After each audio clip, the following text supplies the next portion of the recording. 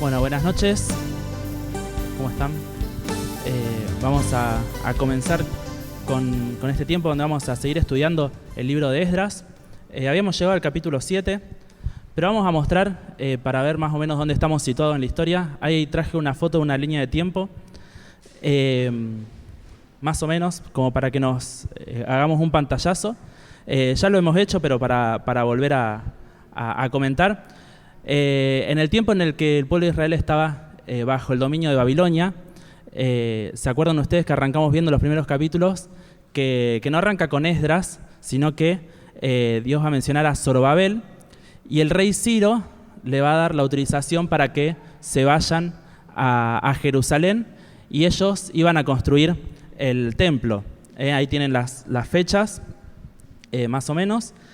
Y después, el capítulo 7 se iba a introducir a Esdras, y van a pasar varios años, casi unos 60 años, desde que el templo había quedado construido, y aparece Esdras.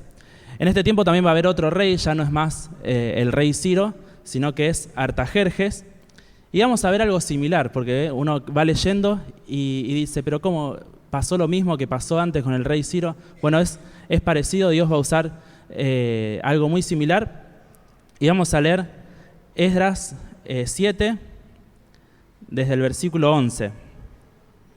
7:11 dice así: Esta es la copia de la carta que dio el rey Artajerjes al sacerdote Esdras, escriba versado en los mandamientos de Jehová y en sus estatutos al rey. Artajerjes, rey de reyes, a Esdras, sacerdote y escriba erudito en la ley de Dios del cielo, paz. Por mí, dice el rey, por mí es dada orden que todo aquel en mi reino, del pueblo de Israel y de sus sacerdotes y levitas, que quiera ir contigo a Jerusalén, vaya. Porque de parte del rey y de sus 7 consejeros eres enviado a visitar a Judea y a Jerusalén, conforme a la ley de tu Dios, que está en tu mano. Y ahí vemos esta carta, que es una carta oficial que escribe el rey Artajerjes. Si se acuerdan, Ciro también había escrito una carta formal para Zorobabel, pero acá va a presentar a Esdras como este escriba diligente en la ley del Dios del cielo, dice. Qué loco pensar que un rey pagano, también lo habíamos comentado, que un rey pagano reconozca a Dios, reconozca al pueblo y que vaya a hacer esto, que los deje irse para que vuelvan a su tierra.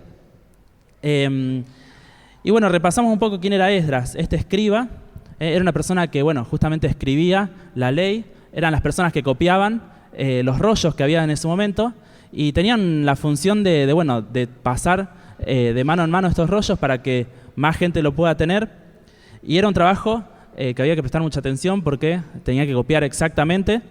Pero no era solamente que copiaban, sino que eran personas que estudiaban la ley. Eran personas que sabían, que conocían el idioma, que conocían el contexto, el sentido de lo que Dios hablaba. Y estas personas muchas veces se las conoce o se las menciona como doctores de la ley también. Y eran personas también que enseñaban todo esto que sabían, y lo que aprendían se lo enseñaban al pueblo. Y mucho más en este tiempo donde el pueblo de Dios estaba cautivo en otra tierra y que había pasado mucho tiempo, y muchos de ellos habían perdido este conocimiento acerca de la ley. Entonces los escribas tenían un rol importante. Y bueno, pensando un poco en nosotros también, esto de poder no solamente conocer la Biblia, no solamente saberla, sino realmente vivirla y poder enseñarla a otros con palabra y también con la conducta, ¿no? Y bueno, este era Esdras, al cual el rey le va a dar esta autorización para que vaya, que visite Jerusalén y para que aplique la ley de Dios. Y como veíamos, era muy llamativo ver a un rey pagano respaldando esta idea. Imagínense que para un rey políticamente no le convenía que el pueblo que era cautivo, digamos que eran sus esclavos, sus siervos, se vaya al lugar donde eran oriundos, y mucho más. Ahora vamos a ver que les da también el dinero y les da órdenes de que ellos puedan hacer lo que quieran, porque alguien políticamente podría decir en cualquier momento ese pueblo se puede rebelar contra uno. Pero así es Dios, que Dios muchas veces puede usar autoridades que quizás no lo conozcan. Hoy en día quizás hay políticos, gente al mando que no tienen a Cristo en su corazón, pero Dios así igualmente puede usar a estas personas. Dios es soberano. Dios está al control de todas las cosas. Si me acompañan a Proverbios 21, versículo 1 también dice: como los repartimientos de las aguas, así está el corazón del rey en la mano de Jehová. A todo lo que quiere lo inclina. Y podemos ver que no dependemos nosotros del contexto en el que nos encontremos.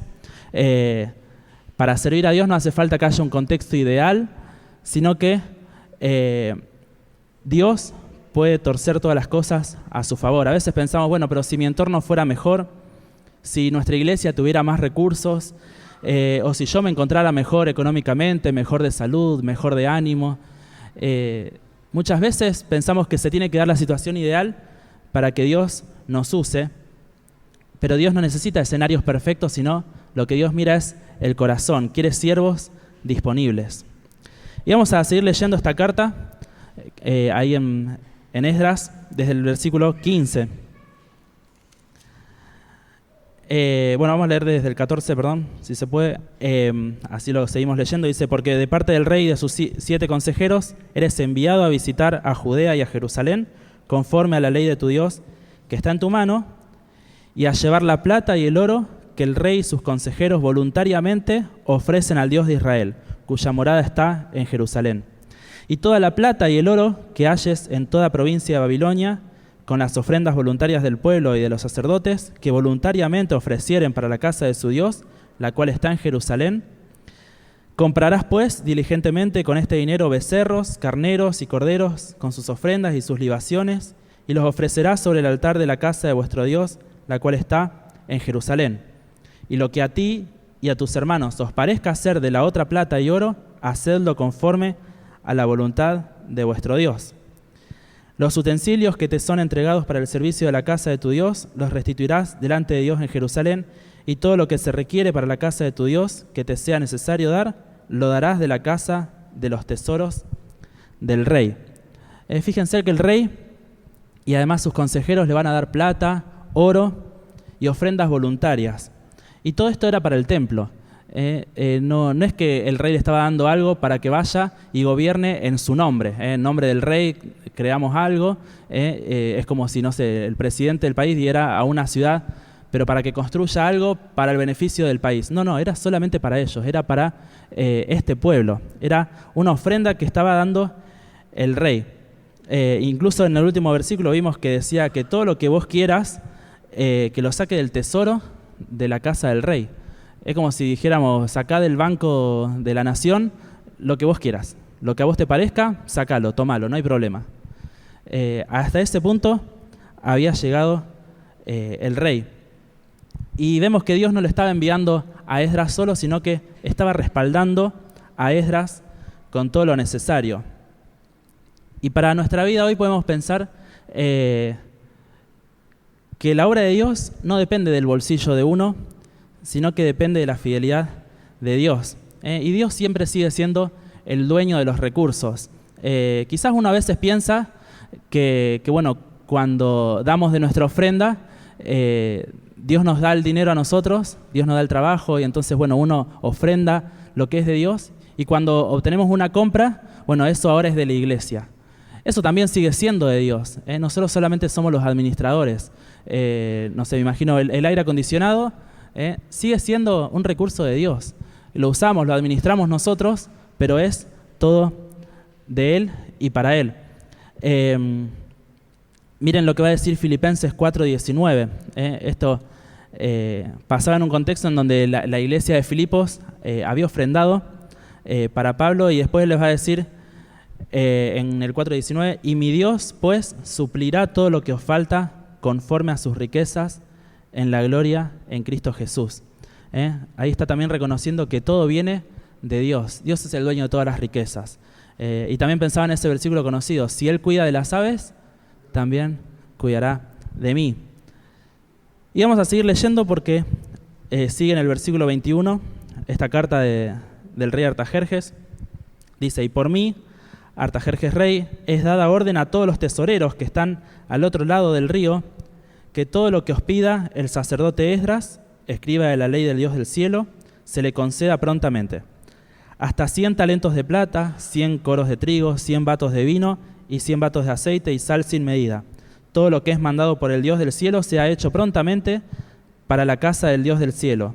Pues ¿por qué habría de ser su ira contra el reino del rey y de sus hijos?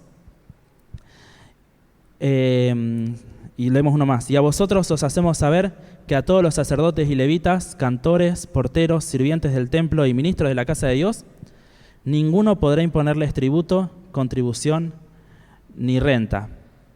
Ahí yo traje un mapa, porque bueno, pasaba esto que decía a todos los gobernadores que estén del otro lado del río. Ven ahí, ustedes tienen a Babilonia, donde estaban ellos y tenían que cruzar a Jerusalén, y el río estaba bien al borde de Babilonia. Es el río Éufrates, cuando dice al otro lado del río. Todas esas provincias que había hasta llegar a Jerusalén, todos tenían la orden de darle a Esdras lo que Esdras pidiera. Que si él pedía, ellos tenían que darlo, porque el rey así lo mandaba. Así que ellos en el camino seguramente también fueron juntando estas ofrendas al llegar a Jerusalén.